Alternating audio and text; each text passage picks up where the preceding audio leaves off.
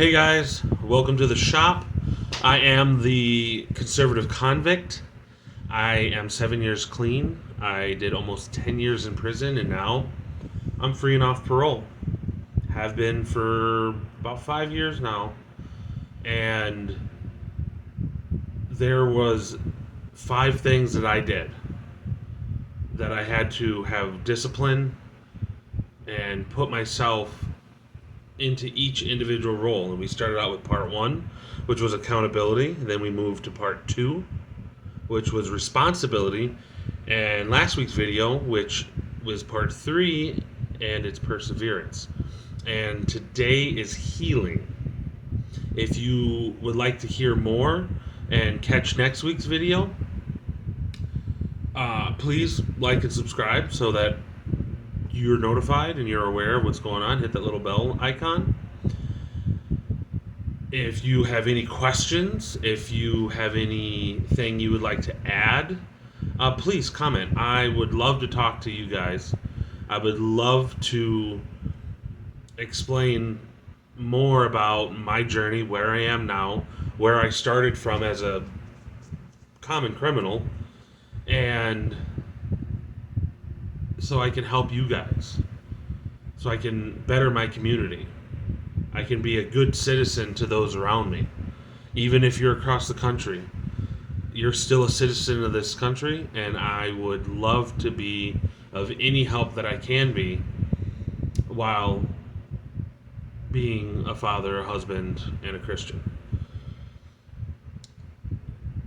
So healing. That's a tough one for guys. You can ask my wife. I got to be about dead. You know, I got things wrong with my body.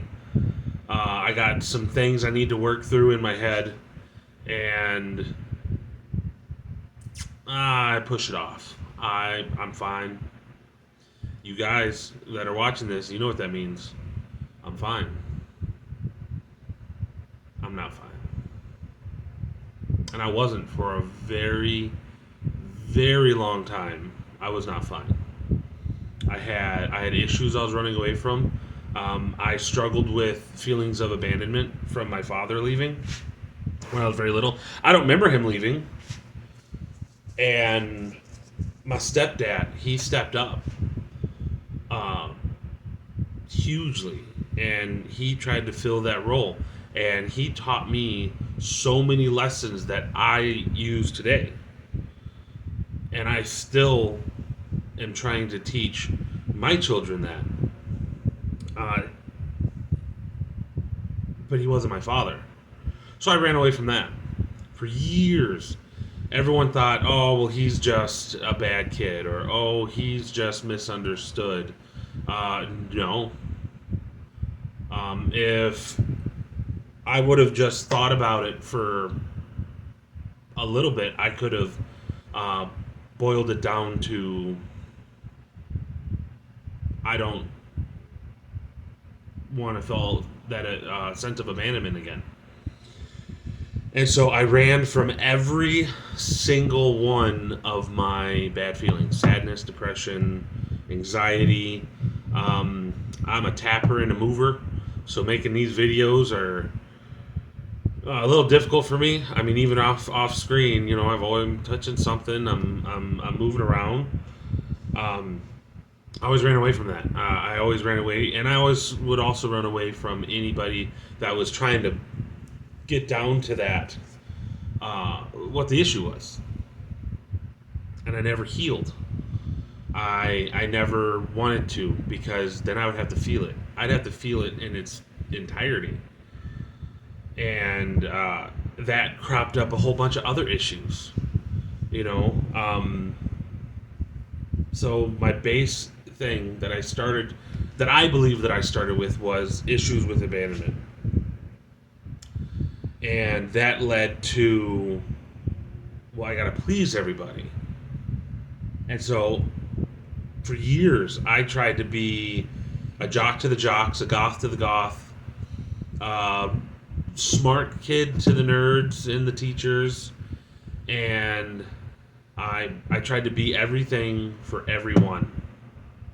And when I finally would slip up, because I got darn good at it, I hung out with just about every group in my high school and my middle school that I can remember. I was pretty good at it.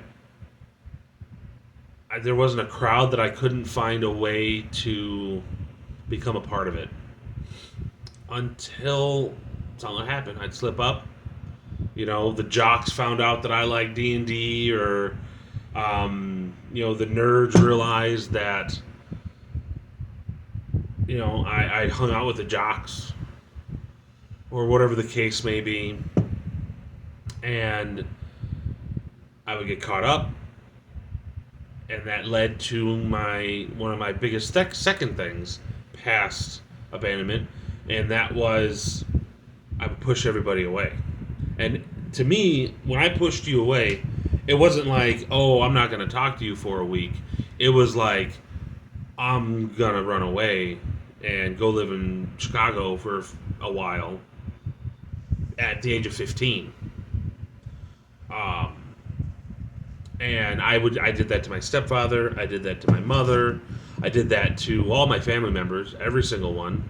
My father came back into my life whenever I was about 12, when he came back more regularly. And pushed him away too. It didn't matter. It didn't matter because if you made me feel bad feelings, I either tried to please you, make you happy, laugh, whatever the case may be. I would try to run away from you, and in that process of running away, I didn't care what I did. Steal a car, lie. It did matter, and that led to a lot of my problems with the law and authority. People thought that I had a problem with authority. I didn't. I mean, I went to a military academy. I had one slip up where it had nothing to do with feelings. It had everything to do with I felt like we were getting a bad rap for something. Follow rules to the T. I didn't have a problem with authority.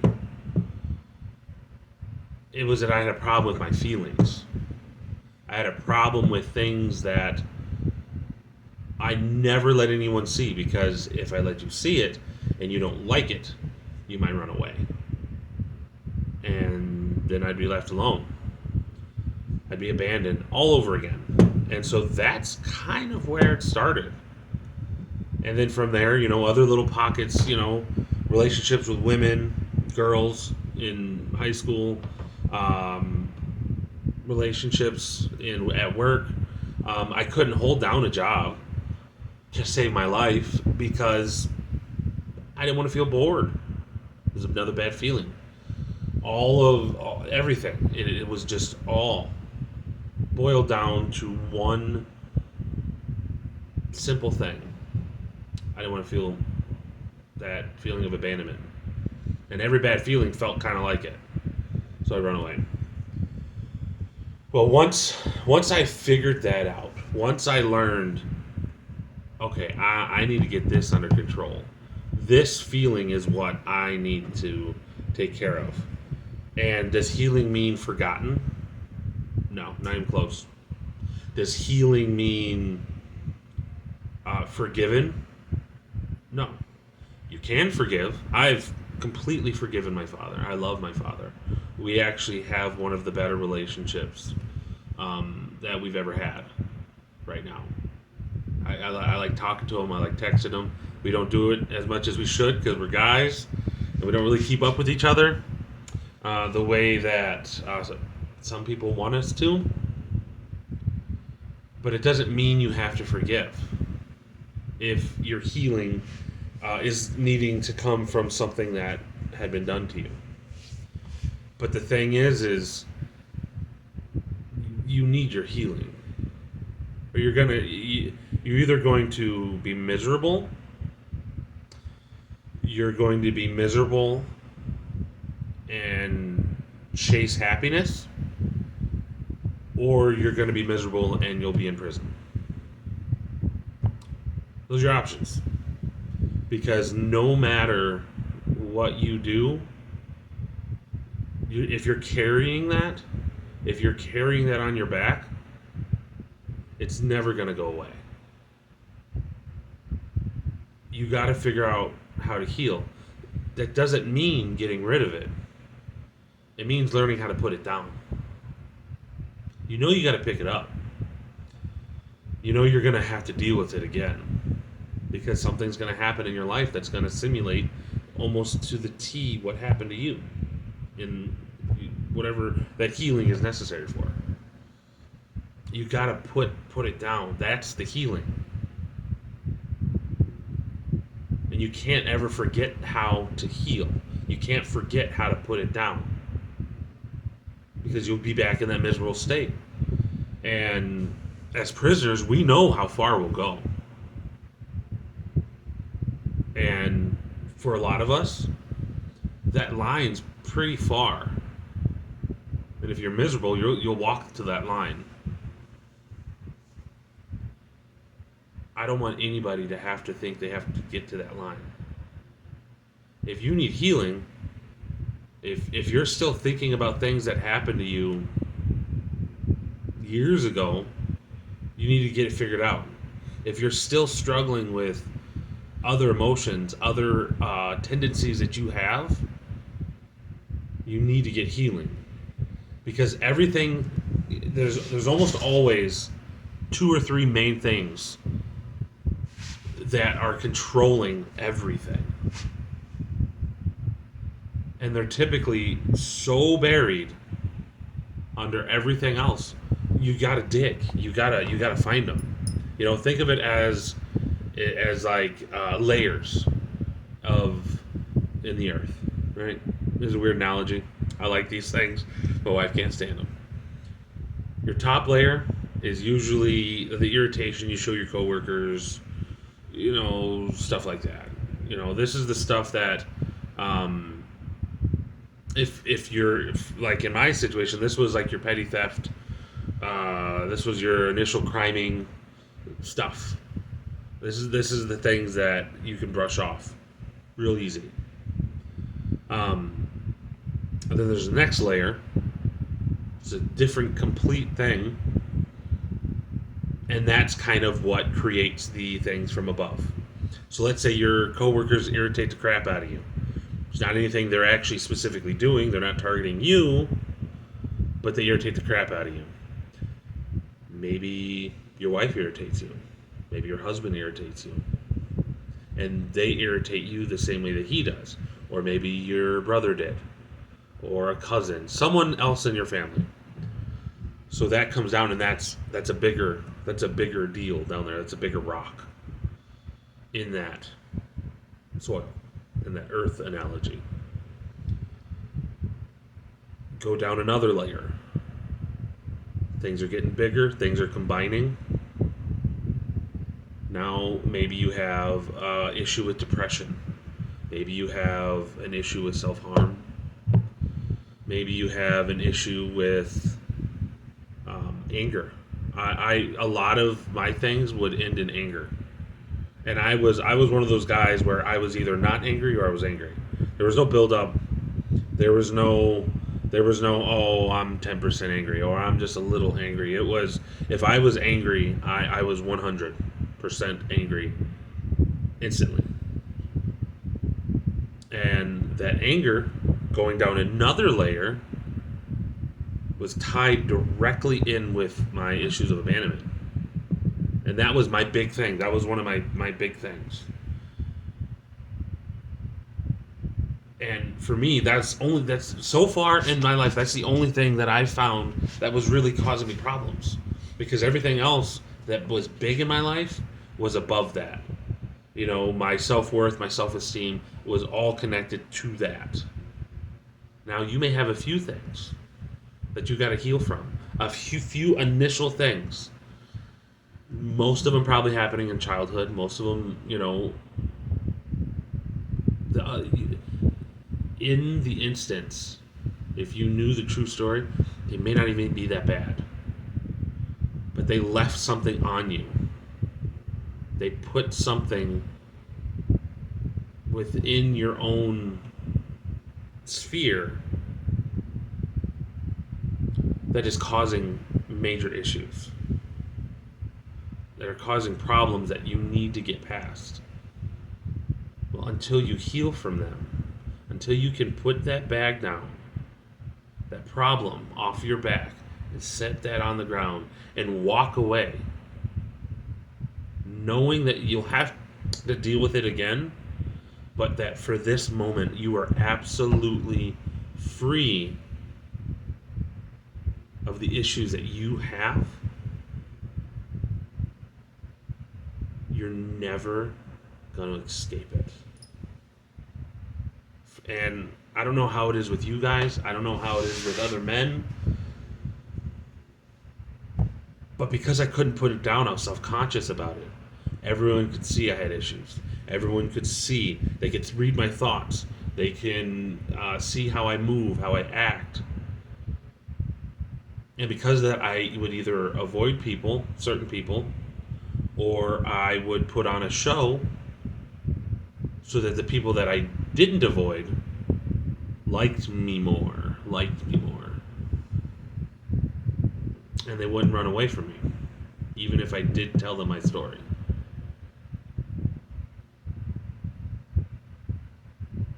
I know it's hard, guys. And gals. I don't know about you guys. I'm not a gal.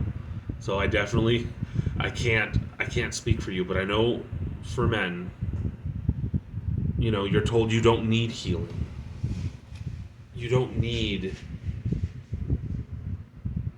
you can't break. So why do you need healing?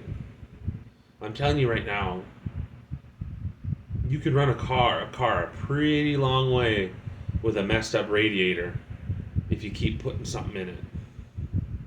But eventually that radiator is going to fail completely. That's kind of like us. You need to get that healing. You need to get through it. And it's going to be hard. It might be one of the hardest things you've ever done, because this is something that you've either been avoiding or something you've put on the back burner for however many years. You need it.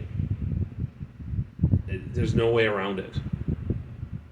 And if I'm the first person to tell you that, I'm sorry. I truly am. Because if you do the work to get through it, counselor, psychiatrist, a friend, somebody, anybody, or if you're doing it on your own, self-help tapes, a way to work through it, journaling, whatever the case may be, what you're going to go through, right, if you follow what I'm telling you, it's going to be hard. But there's other people out there. You find it hard? Comment. Shoot me a message. I got your back, Jack. I can't do much to help other people's brain or their emotions. But I have a good ear. I got strong shoulders. If you need someone to lean on, I got you. And that's all that I'm here for. That's why I'm making this video series. So after that, too much seriousness for me. We're going to end this one video. If you want to come back, I know you're not going to heal in a week, but if you want to come back and hear how God plays in this whole mix, let me know. Comment, say, hey, I'm going to be here for the next one. I appreciate it. Please don't forget to like and subscribe. Comment. You can also check out any of my other platforms. I'm on TikTok, and I am on Rumble. Same name, I believe, for both of those. Next week I'll double check to make sure, so I'm fully prepared. I appreciate everyone that's here. I hope that next week you can continue watching this series. If we want to change the world, we have to change ourselves.